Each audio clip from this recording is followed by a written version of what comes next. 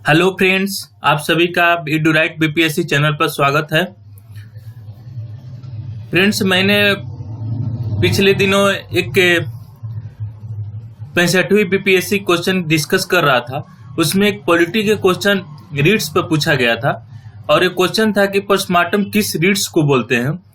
तो मैं उस बेसिस पर ही आज रीड्स जो कॉन्स्टिट्यूशन में जितने भी रीड्स हैं उसको डिस्कस करने जा रहा हूं, ताकि अगले आने वाले एग्जाम में और सारे पीसीएस एग्जाम, यूपीएससी एग्जाम में भी आप सभी को दिक्कत ना हो। तो चलिए आज हम रीड्स के लिए कौन आर्टिकल है और क्या इशू किया जाता है, कौन अथॉरिटी है इशू करने के लिए, वो सब सारी प्रोविजन हम डिस्कस करेंगे। तो चलिए स्टार्ट करते हैं। फ्रेंड्स, कॉन्स्टिट्यूशन ऑफ इंडिया में रीड्स 5 प्रकार के मेंशन है। उनमें से हार्बियस कॉर्पस, मंडामस, सर्सियोरी, प्रोविजन, क्यो अरांटो, ये 5 प्रकार के रीड्स मेंशन है हमारे कॉन्स्टिट्यूशन में। और ये रीड्स का मतलब क्या होता है? कोई भी अथॉरिटी किसी ऑर्डर या डिमांड, ऑर्डर और डायरेक्शन देती है, वारंट्स निकालती है, तो उसको रीड्स कहा जाता है। और ये जैसा कि मैंने बताया कि ये 5 टाइप्स हैं रीड्स के। तो ये रीड्स से जारी कौन करता है? ये रीड्स से सुप्रीम कोर्ट और हाई कोर्ट रीड जारी करते हैं। सुप्रीम कोर्ट के अधीन जो जुडिशियल रिव्यू का आर्टिकल 32 है, उसी के तहत रीड्स भी जारी करने का अधिकार है। और हाई कोर्ट का 2026 226 आर्टिकल है, उसके तहत हाई कोर्ट का अधिकार है रीड्स जारी करने का। तो आइए हम पहले थोड़ा सा शॉर्ट में देख लेते हैं हार्बियस कॉर्पस में क्या है। कि हार्बियस कॉर्पस का मतलब है टू हैव बॉडी, जो आदमी को अरेस्ट किया गया है उसको प्रेजेंट किया जाए अथॉरिटी के सामने, जिसका अगर लॉफुल डिटेंशन नहीं है तो उसको आप रिलीज कर सकते हैं, किसी पुलिस कस्टडी में ले लेती है। और इसका पर्पस क्या है कि जो भी डिटेन पर्सन है पब्लिक या प्राइवेट अथॉरिटी कस्टडी के तहत, उनको रिलीज किया जाए अगर लॉफुल डिटेंशन नहीं है तो। और मंडामस सेकंड जो है, उसका मतलब है वी कमांड, हम आदेश देते हैं। अरे इसका पर्पस क्या है कि जो भी पब्लिक ड्यूटी परफॉर्मेंस है लोअर कोर्ट के द्वारा या ट्रिब्यूनल के द्वारा, उस पर हम एक कमांड अथॉरिटी देते हैं कि ऐसा आपको करना चाहिए। तो एक लोअर बॉडी को दिया जाता है, ट्रिब्यूनल को दिया जाता है, पब्लिक अथॉरिटी को दी जाती है जो स्टैच्यूटरी हो। और सर्सियोरी में टू बी सर्टिफाइड, उनको किसी चीज को, जजमेंट को, उसको सर्टिफाई करना सर्सियोरी में आता है। या जो भी छोटे कोर्ट, इंफीरियर कोर्ट के द्वारा या ट्रिब्यूनल के द्वारा या किसी क्वासी जुडिशियल बॉडी के द्वारा कोई निर्णय दिया जाता है तो उसको हायर अथॉरिटी के तहत सर्टिफाई किया जाता है, इसी को सर्सियोरी बोला जाता है। और चौथा रीड्स में प्रोविजन आता है। प्रोविजन का मतलब है टू प्रोहिबिट, उसको बचाना, उसको रोक देना कि आप ऐसा नहीं कर सकते, आपके अथॉरिटी में नहीं है, आप ऐसा जुरिडिक्शन आपके केस में नहीं है। उस अगर लोअर कोर्ट अगर कोई जुरिडिक्शन देती है उसके आउट ऑफ स्कोप से बाहर है, तो उसको आप कोई भी पर्सन उसके हायर कोर्ट में जा सकता है और बोलता है कि इस अथॉरिटी को माना किया जाए, इस तरह के जुरिडिक्शन इनके अधिकार में नहीं आ जाता है, या जो बॉडी है इसके अधिकार में नहीं आती है, तो उसको प्रोविजन के तहत रखा गया है। अब क्यो अरांटो है कि इसका मतलब भाई व्हाट अथॉरिटी होता है, आप किस अथॉरिटी के तहत आप किसी पद पर आसीन है। तो ये किस लिए जारी किया जाता है कि कोई भी पर्सन गलत तरीके से पब्लिक ऑफिस अगर इंटाइटल कर लेता है तो ये उसको क्यो अरांटो के तहत कोई भी जा सकता है उस अथॉरिटी के खिलाफ कि आप ऐसा नहीं कर सकते हैं। ये इसमें एक खासियत है कि कोई भी दूसरा आदमी, ये नहीं कि अगर आई पर्सन भी कोई भी क्यो अरांटो में अपना सुप्रीम कोर्ट या हाई कोर्ट में जा सकता है कि अगर कोई पब्लिक ऑफिस में कोई गलत तरह से पर्सन अगर बैठ गया है, उसको कब्जा कर लिया है, तो इस तरह से क्यो अरांटो उसके खिलाफ जा सकता है। तो आइए हम उसके डिटेल में देखते हैं। जैसा कि मैंने फर्स्ट में हार्बियस कॉर्पस का डिस्कस किया, तो ये इसका लिटरली मीन्स होता है टू हैव दी बॉडी। उस जो बॉडी को आप किए हैं तो उसको मेरे सामने कोर्ट में आदेश देता है कि आप प्रेजेंट कीजिए। अच्छा, 24 घंटा अगर अरेस्टिंग हो जाती है अगर आप कोर्ट में प्रोड्यूस नहीं करते, कोई भी आदमी देखे होंगे डिटेंशन होता है तो उसमें कोर्ट में प्रोड्यूस किया जाता है कि आप 24 घंटे के अंदर उनको कोर्ट में ले जाकर बयान होता है, तो इस तरह से उसको बयान दिया जाता है। अगर लॉफुल डिटेंशन नहीं होता है, अगर पुलिस ऐसे ही अरेस्ट कर लेती है तो उसको बिना कारणवश तो उसको आप छोड़ना पड़ता है। तो इस तरह से हार्बियस कॉर्पस आदेश देती है हाई कोर्ट, सुप्रीम कोर्ट कि आप इलीगली नहीं कर सकते हैं। और इस रिट्स के इश्यू होने के बहुत सारे एग्जाम्पल है कि अगर कोई पर्सन मजिस्ट्रेट के 24 घंटे के अंदर नहीं करता है तो उसको आप रिट्स इशू किया जा सकता है। और दूसरा एग्जाम्पल है कि अगर पर्सन कोई without any law violation of law से अरेस्ट किया जाता है, किसी बिना लॉ के ही आप अरेस्ट किसी को कर सकते हैं, तो आप ऐसा नहीं कर सकते हैं तो उसके खिलाफ भी ये हार्बियस कॉर्पस निकाला जा सकता है। तो आप सोच सकते हैं कि फंडामेंटल राइट्स का ये मूल प्रोविजन है जो डिटेंशन आर्टिकल 22 में है। तो इस तरह से आप हार्बियस कॉर्पस का मांग कर सकते हैं हाई कोर्ट या सुप्रीम कोर्ट, जिसके जुडिक्शन में है आप जा सकते हैं डायरेक्टली। तो ये फंडामेंटल राइट को एक तरफ बचाता है और एक दीवार के काम करता है इंडिविजुअल लिबर्टी का।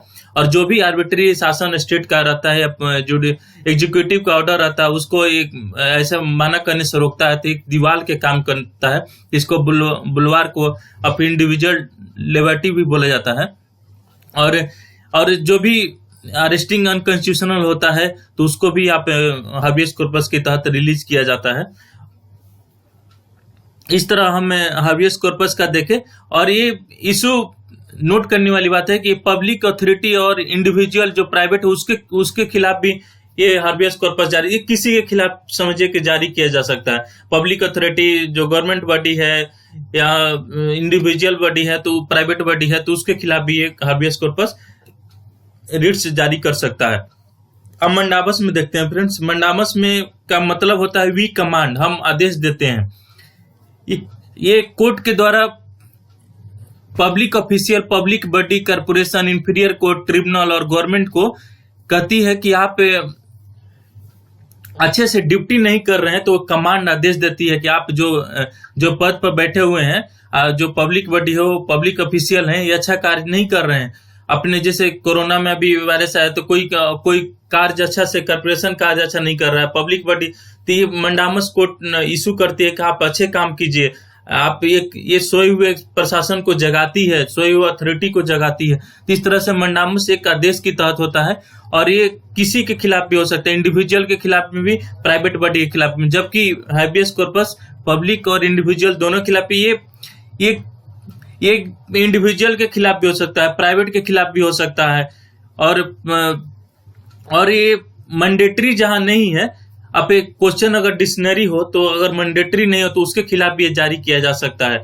और ये किसके खिलाफ जारी नहीं होगा, ये प्रेसिडेंट और गवर्नर के खिलाफ, वो भी तो एक एग्जीक्यूटिव हेड हैं लेकिन उनके खिलाफ जारी नहीं हो सकता क्योंकि उनका पद कॉन्स्टिट्यूशनल एक एजेंट की तहत एक गवर्नमेंट के एक सुपरवाइजर की तरह होता है। और वही सब कार्यक्रम देखते हैं एग्जीक्यूटिव के, जो भी लेजिस्लेटर एक्ट होता है उन्हीं का फाइनल डिसीजन होता है। इस तरह आप उनको आप रिट्स नहीं जारी कर सकते हैं प्रेसिडेंट और गवर्नर के खिलाफ। और जो चीफ जस्टिस है उनके खिलाफ भी आप रिट्स नहीं जारी सकते क्योंकि ये इंडिपेंडेंट ऑफ जुडिशरी का मैटर हो जाता है। फिर से प्राइवेट जो कॉन्ट्रैक्ट है आप इसके खिलाफ भी मंडामस इशू नहीं कर सकते हैं कि ये मेरा प्राइवेट कॉन्ट्रैक्ट है, ये काम कराना है। तो इस तरह से ये गवर्नमेंट को ज्यादा जगाने का काम करती है, जो भी इंफीरियर कोर्ट है, पब्लिक बॉडी है। तो इस तरह से मंडामस इशू किया जाता है और ये किसी व्यक्ति के द्वारा फाइल किया जा सकता है। लीगल ड्यूटी अगर परफॉर्म कोई नहीं करे, कोई अफसर या कोई कॉर्पोरेशन या इंफीरियर कोर्ट, अगर ट्रिब्यूनल, गवर्नमेंट, कुछ भी अगर इनमें से कोई भी अगर बॉडी अच्छा से कार्य नहीं करे तो उनके खिलाफ पर्सन कोर्ट में, हाई कोर्ट या सुप्रीम कोर्ट में जा सकता है उसके खिलाफ लीगल एक्शन के लिए। तो इस तरह से मंडामस हो गया, कमांड करता है, आदेश देता है। प्रोविजन का मतलब है कि माना करना, टू प्रोवेट। और ये इशू करता है हाई कोर्ट और lower court. High court lower court को करता है, हाई कोर्ट और सुप्रीम कोर्ट अपने से लोअर कोर्ट को करता है कि यहाँ पे जो भी डिसीजन है आप ये नहीं दे सकते हैं, आपके ये बस की नहीं है, मुझसे देखेंगे। अगर इसमें कुछ अगर दे भी देते हैं, अगर आपके नेचुरल जस्टिस के खिलाफ ऐसी, तो हम उसको रिव्यू कर सकते हैं।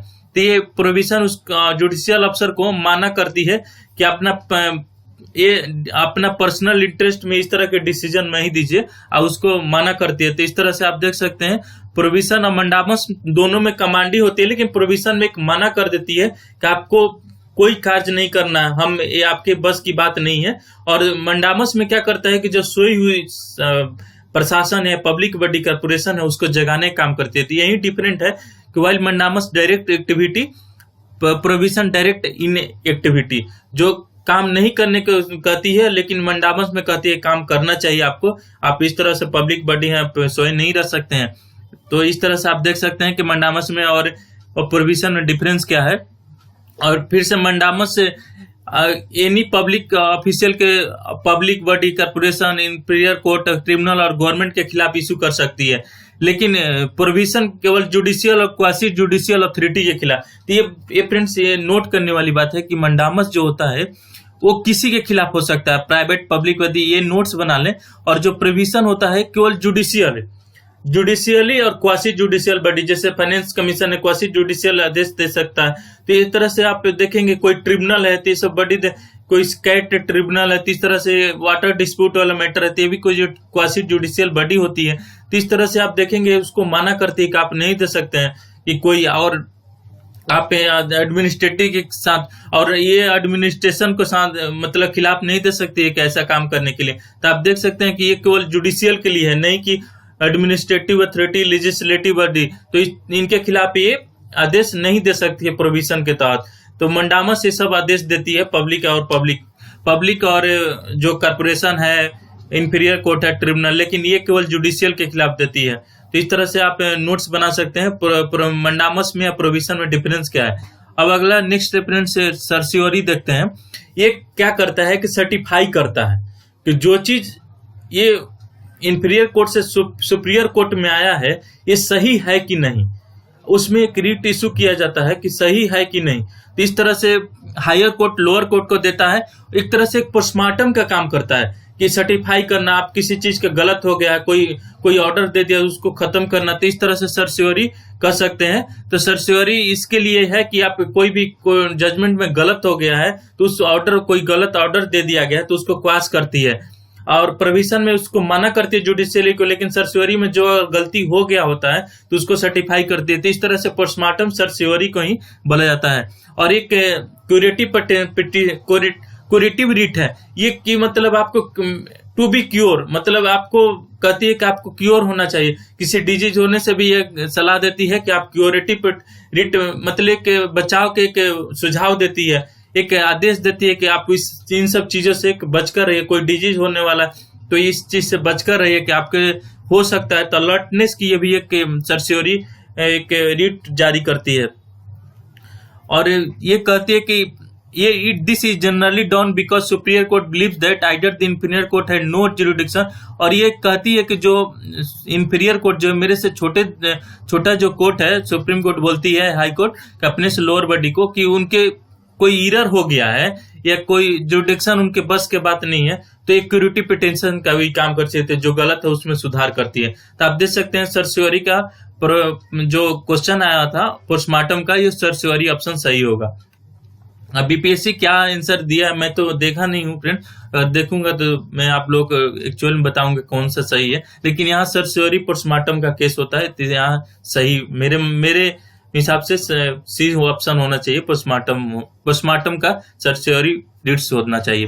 अब लास्ट में फिफ्थ देखते हैं, क्यो वारंटो रिट्स देखते हैं। तो क्यो वारंटो का मीन्स होता है बाई व्हाट वारंट, आप किस वारंट, जिससे वारंट निकलता है किसी का अरेस्टिंग के तहत, एक तरह से कोर्ट के निकाला जाता है, लीगल अथॉरिटी के तहत निकाला जाता है। लेकिन ये क्वेश्चन करती है कि आप जिस अथॉरिटी पर बैठे हुए हैं, आप किस वारंट के तहत बैठे हुए हैं, आप उस वारंट के तहत आप अधिकारिक हैं कि नहीं है। तो इस तरह से वारंटो देखती है कि अगर पर्सन काबिज है तो आप किस वारंट के तहत काबिज हैं। तो ये भी एक वार्निंग देती है कि आप गलत चीज से आप नहीं कर सकते हैं, और जो भी पब्लिक ऑफिस है कि कोई दूसरा इंटाइटल यूज नहीं कर सकता है, जिसको अथॉरिटी है वही यूज कर सकता है। ये नहीं कि आप डीएम बने हैं किसी और को अथॉरिटी दे देते हैं, तो ऐसा नहीं हो सकता है कि आप किसी सगे संबंधी या किसी जानकार को दे सकते हैं या लोअर आदमी को भी आप बैठा सकते हैं, तो ऐसा आपके अथॉरिटी में नहीं है। तो क्यू एंटो बोलता है कि आप उस क्यू एंटो कहता है कि नहीं, आप किस अथॉरिटी के तहत आप यहाँ बैठे हैं, उस जो पर्सन बैठा हुआ है ये भी जा सकता है। और क्यू एंटो के कोई भी पर्सन जा सके, राइट पर्सन से लेकर कोई भी, anybody any can ask and can file writs in high court और सुप्रीम कोर्ट। कोई भी आदमी रिट्स के लिए हाई कोर्ट और सुप्रीम कोर्ट में इसके खिलाफ जा सकता है। अभी ये जनरल फैक्ट है कि जो आर्टिकल 30 है, इंपावर देती है parliament to authorise any other court to issue these writs. ये पार्लियामेंट को एक अथॉरिटी देती है कि जो भी ऑर्डर दिया जाता है इश्यू रिट्स का, तो आप 32 के तहत ऑथराइज करता है कि आप ये रिट्स इश्यू कर सकते हैं।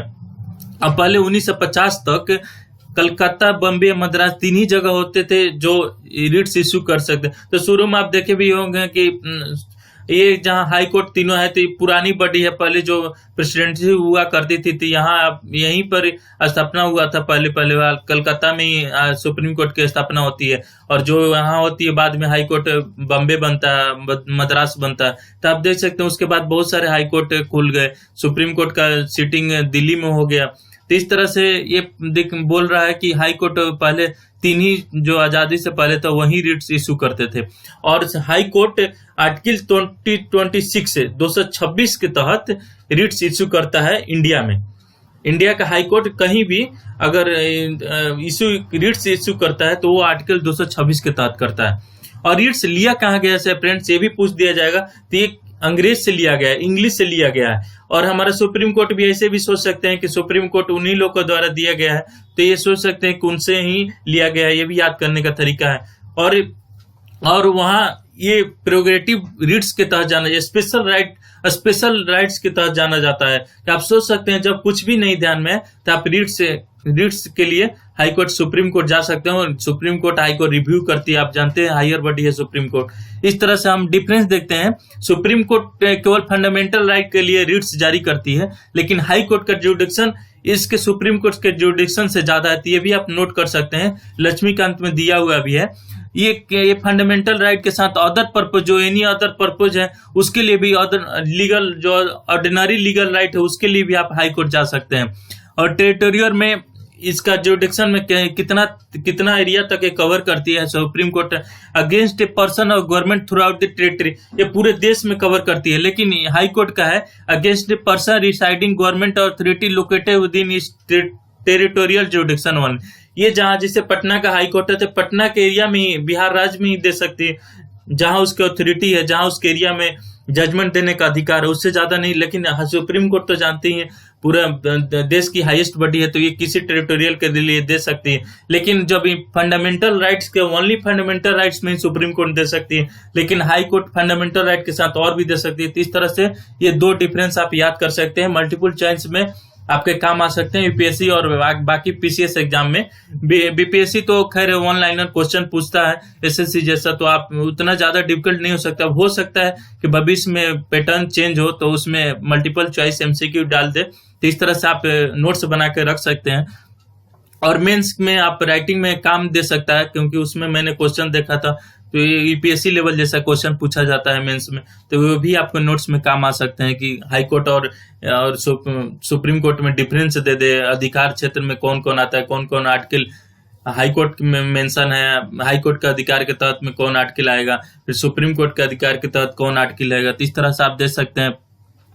और ये कह रहे हैं कि territorial high court, third point है, हाई कोर्ट अगर आउटसाइड टेरिटोरियल जुडिक्शन तभी दे सकती है जब इसके काउज ऑफ एक्शन जो भी हो, अगर कारण किसी कारण बने, तभी आप ये आउट ऑफ टेरिटोरियल जुडिक्शन दे सकती है। फिर से पावर जो आर्टिकल 32 के तहत है, फंडामेंटल राइट को रिव्यू करने का है, ये सॉल ऑफ द कॉन्स्टिट्यूशन है, बी.आर. अम्बेडकर के द्वारा बोला गया था। तो ये आर्टिकल 32 का बहुत ही